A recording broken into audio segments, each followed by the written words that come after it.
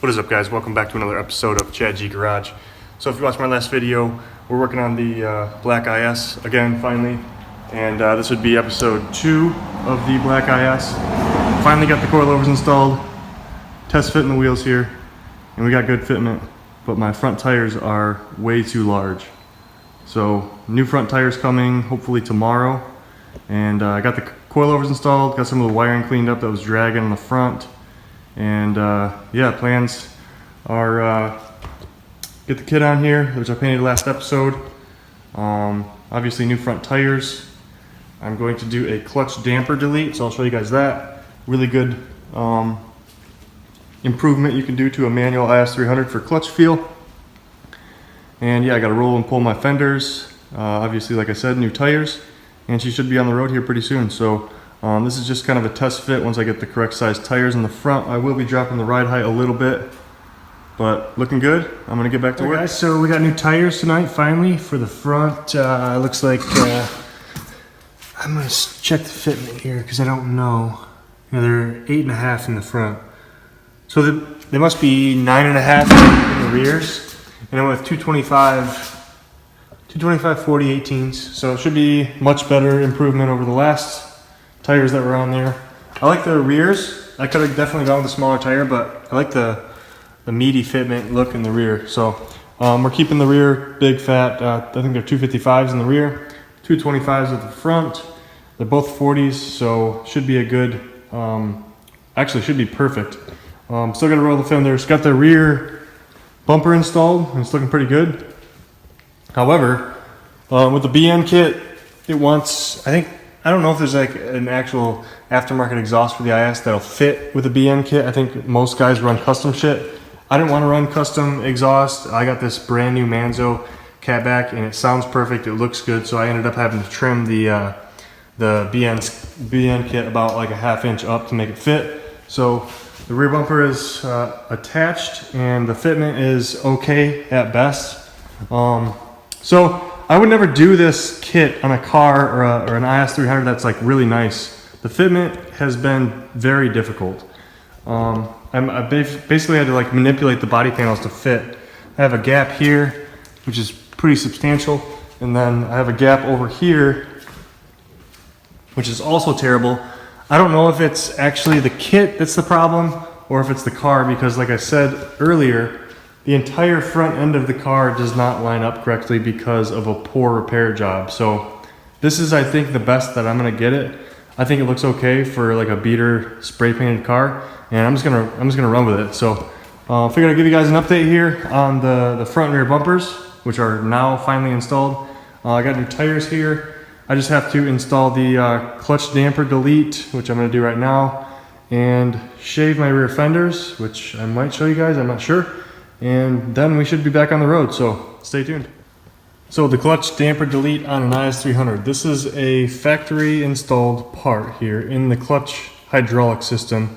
That is a spring-loaded mechanism that dampens your ability to release the clutch fast. And I think that Lexus or Toyota installed this here to make the car more user-friendly for people that don't typically drive manual transmissions. And it does the job. It does not let you basically dump the clutch. I mean, you can still dump the clutch, but it doesn't release as fast as you might want it to. So there's a couple options you have here in the aftermarket. You can get a little delete piece. I know Figs makes one. I think Megan Racing also makes one. But it is literally this thing right here. So why spend $30 or $20 or whatever the Figs or Megan or whatever aftermarket company makes a replacement? You can use a metric brake union here, and I've used these before on these cars and it works perfectly. So you put channel lock, take these two bolts out, put a channel lock on here, and install this brake union in place of this clutch damper, and you have a regular clutch hydraulic system, which allows you to control the clutch rather than this stupid spring-loaded dampener that makes the car drive like a grandma, I guess. I don't know. It's a big improvement.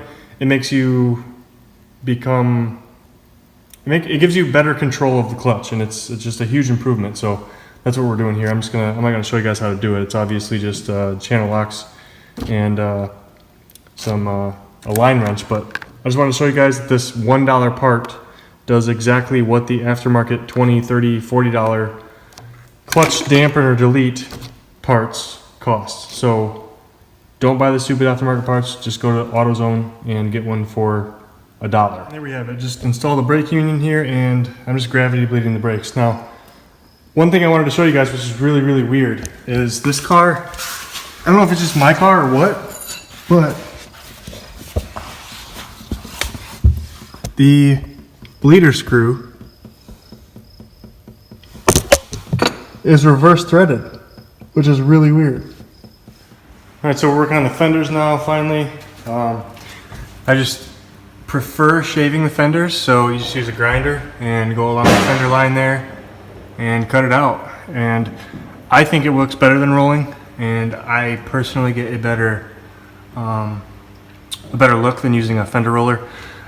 You can roll the fenders after you shave them, and you get a really good look. And you don't get that weird baking look, and it's just what I prefer. So that's what we're doing. So that's the finished product after you grind it. I'm gonna hit it with the little flapper disc here, and it'll clean it up really good.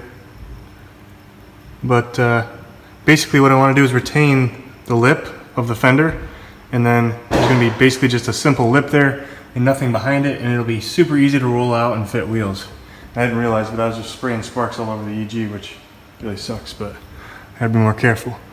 So yeah, this is the way to go in my opinion, rather than rolling. It looks a lot cleaner, and I think it's easier too. I have a fender roller myself, and I barely ever use it anymore because this method really is the way to go.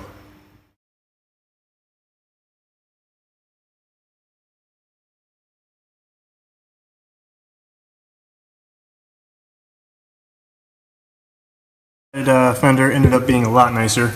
I had a nice steady hand on this side and was able to cut it much better. This is usually how it turns out. And I was able to cut it closer to the lip of the fender as well, so we have really nice shave over here. I was able to grind the other side down and get it to look exactly like this, so they are, perfectly even. But yeah, this one turned out much better. This is an idea of the material that I removed rather than roll. This is the material you would normally roll or try to roll flat, and in doing so, you're going to crack the crap out of your paint. And if you shave it, then obviously it turns out a lot better. So I also got the side skirts installed in the car, so the car is looking pretty good. It's looking almost done.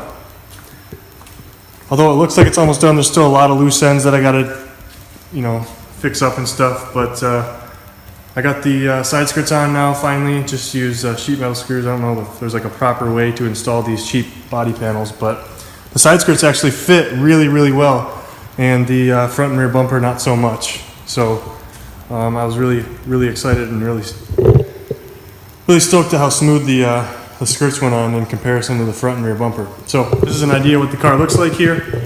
Really like the look of this kit with the factory low-rise rear spoiler there. But yeah, there's a lot of loose ends I got to clean up on the car before I get it done. Obviously, I got to set my ride height. I got to figure out what I'm going to do about the flappy rear bumper here. And yeah, so on this video we got the coilovers installed.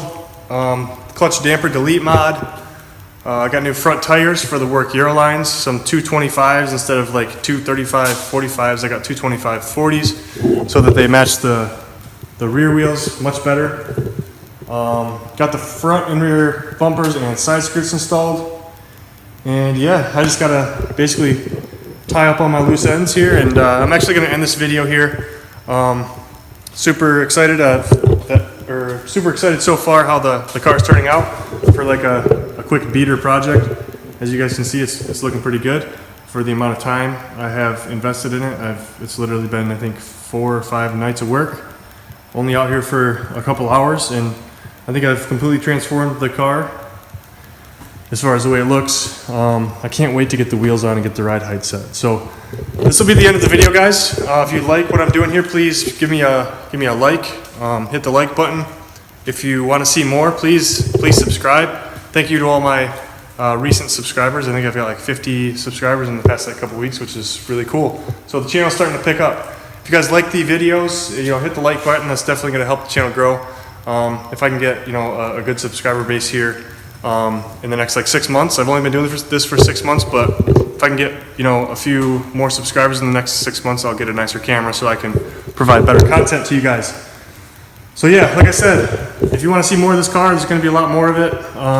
Definitely some work on the EG hatch because there's a track day 1 week from today. So I'm going to be working on the hatch here soon, just getting it ready for the track day. And obviously the IS is going to be, I'm going to continue to tinker around with that. So yeah, like I said, like, comment, subscribe, guys.